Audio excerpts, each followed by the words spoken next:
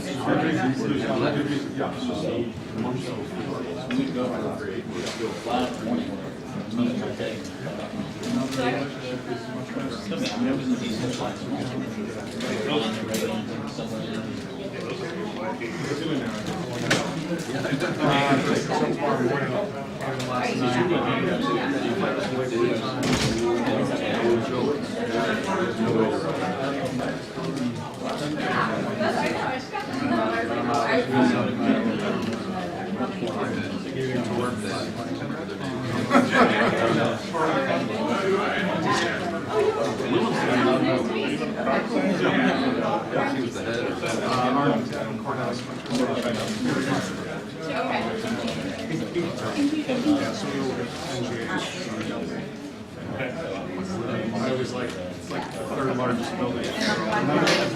Pentagon, shuttle assembly hangar, I think what we did was we took the blueprints of the Mall of America and just instead of storefronts, had office, food court on the bottom, theater. Yeah, actually, quite a bit. I know Liz personally.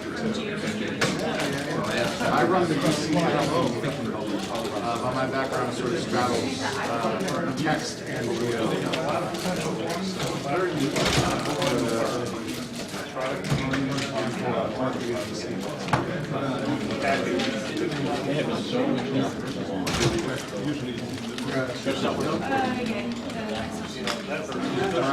My wife's grandmother is retired in a retirement home. Oh, yeah. We're out in Raleigh, so it's nice actually. So we live sort of loud and better. So we go back to 15 and 17.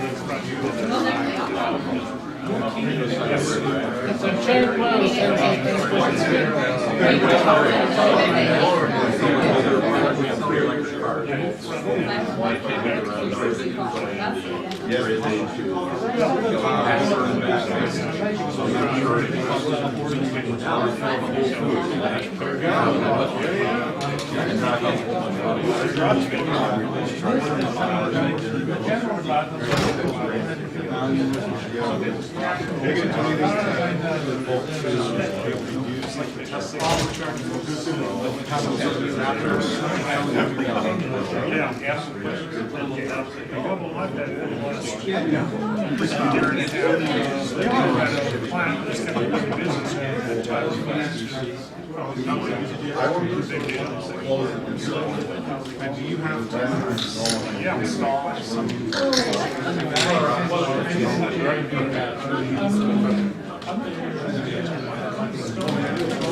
kind of reach you?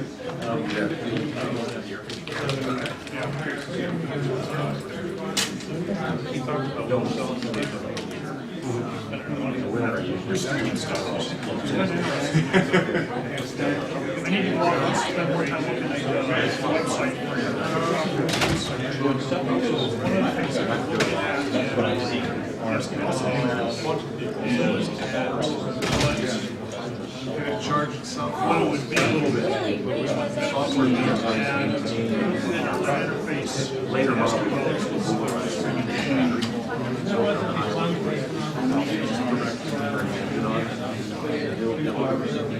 my sense is compensation.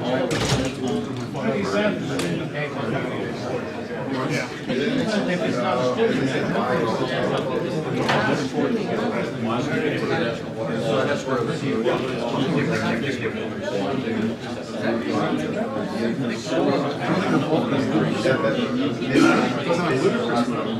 no, not ludicrous.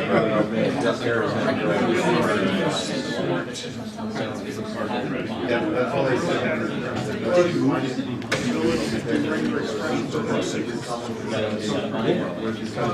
All right, let's get back together. We have 2 sessions remaining. Session 5 is a panel session. We'll have quite a bit of discussion here now. And then session 6 is our reports from our rapporteurs and identification of next steps. So we're on a glide path.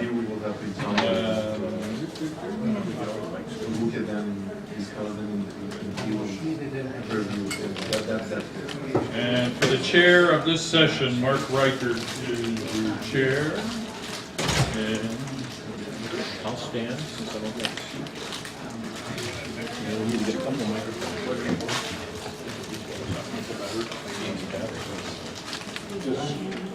Oh my gosh. I'm gonna do that real quick. You talk, I'll correct the slides. You made a mistake. Anybody catch the mistake? I didn't see it. Go ahead.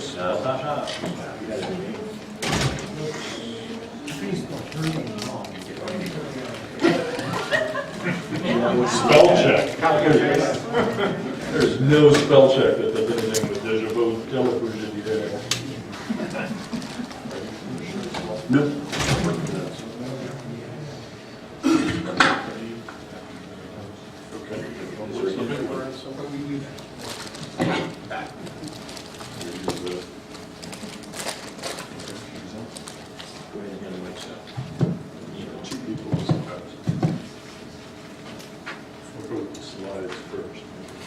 Okay, we're heading to the home stretch.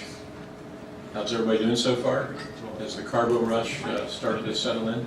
If I see eyes closing, we're going to raise the volume.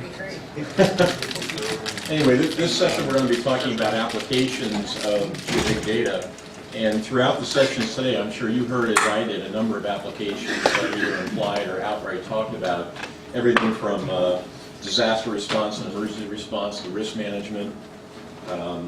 Saw rooftop solar as one of the topics, and if you want a poster child for big data and rooftop solar, go to Berlin Location Business Center and look at the entire 3D model of Berlin. Population estimation this morning, another really good application of big data to understand settlement population, and a whole bunch of other activities. We have a great panel here this afternoon to talk about applications.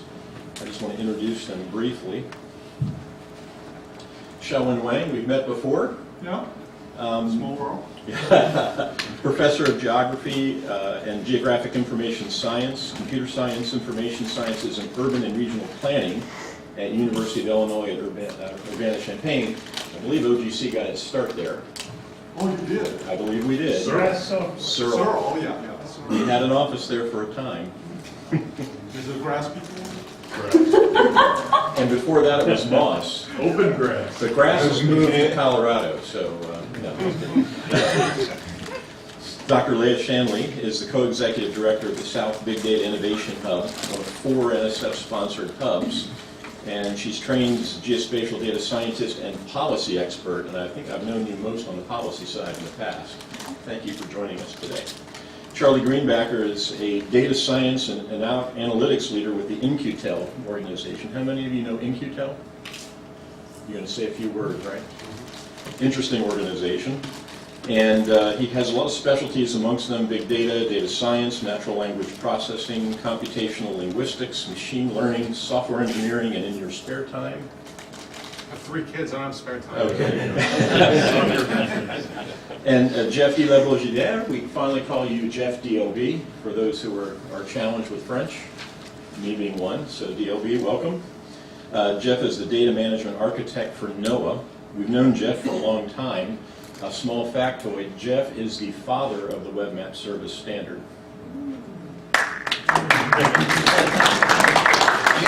In addition, he's also a recipient of OGC's highest honor, the Gardels Award, after one of our founding directors, Kenneth Gardell. So we're pleased to have all of you here today. What I'd like to do, you have microphones, right? Is to maybe just go from one end to the other. I'd like you just to spend a few minutes after absorbing everything you've heard today, talk a little bit about, from your perspective, your business motivation, your research, where applications of big data will be important, where it's happening now, and perhaps where some opportunities are. And then I want to come back after that discussion and talk a little bit about what should OGC be doing itself or with its partners to attack challenges in this area. So first, let's talk about where it's being applied and opportunities. And if we can start on this side. Sheldon?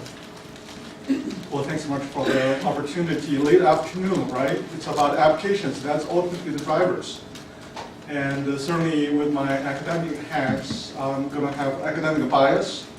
I see a lot of interesting applications described today so far. But one of the things intriguing me most from the application side is, do we ask any new questions that distinguish some old questions from not so big data? And the reason I'm asking these questions is there's always a blurred boundary between big data and not so big data, what big data really means to us. So here's one opportunity, I think, from the academic side. Big data offers this venue for us to look at problems holistically. Speaking geospatial terms, that's multi-scale lens we used not to be able to employ very effectively. Now big data is here. You could develop all the lanes associated to the scales, and then you could go do cross-scale investigations. So I think that's a huge opportunity. I see some stories are touching upon that. I think there's a critical lens of spatial thinking moving us more closer to, I think, some very exciting opportunities. Related to this is what I think is grand challenges, complex problems. I want to hear more about this from your work. I think some of your work is touching upon that. I think these days, the geospatial communities, as you are representing, is so well positioned to tackle complex problems. Climate change, food security, emergency response, as you mentioned. And we are the integrator, right? We're the glue. Big data is our train to carry all the necessary expertise to bring the solutions forward.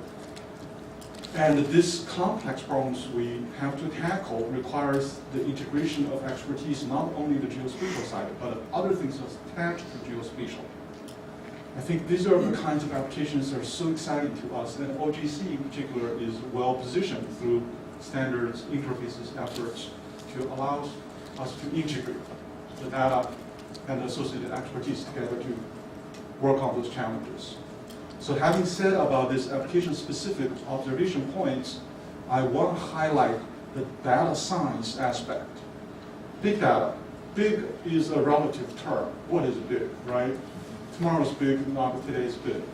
So I think the data science is a very intriguing, emerging, expanding domain. At least the academic side is now looking very critically at this thing. Of course, it initially was brought up by a bunch of statisticians and then evolved computer scientists, domain scientists. I think from the geospatial side, there are at least three things we should be very excited by. One is data quality. We never get perfect geospatial data, right? We always have measurement errors. Exact pinpoint, what is that? It's never perfect. Earth is also moving. Now, the second part related to data quality is data purpose, because geospatial data is everywhere. And it's oftentimes the data you have is not for the purpose you intended. And you are having so easy time to draw them together. Does not mean you could use them intelligently for the purpose you have. And I think there's major science problems associated to this data purpose there. And of course, the third point I want to mention is data synthesis. It used to be, and a lot of work I heard today is still data analytics. But increasingly we're facing these challenges of bringing data together alone. And what that means, different representations, data models, units, and in particular, this data models, interaction, models by models, I mean simulation models. That I think is a huge opportunity for us. It's just a new territory. That's, I think, OGC could play some major roles there to standardize interfaces for data to inform models, and for models to drive the data integration. So these data science issues, I think, perhaps beyond just big data alone, but in the world of big data, this is a very challenging but could be also huge opportunities from the basic science we need to just resolve. Finally, I just want to highlight, we are at a very unusual time, huge opportunities. To deal with the huge opportunities, we need to look at science and technologies together. This is the notion I usually tell people. It's a vertical integration from the basic technologies to new generation GIS, both system and science, which we are now have a community called Cyber GIS, actively developing this new generation GIS in the context of big data and the compute, and of course data science associated to the creation of new capabilities and tools, and on top of that applications. So we need some active community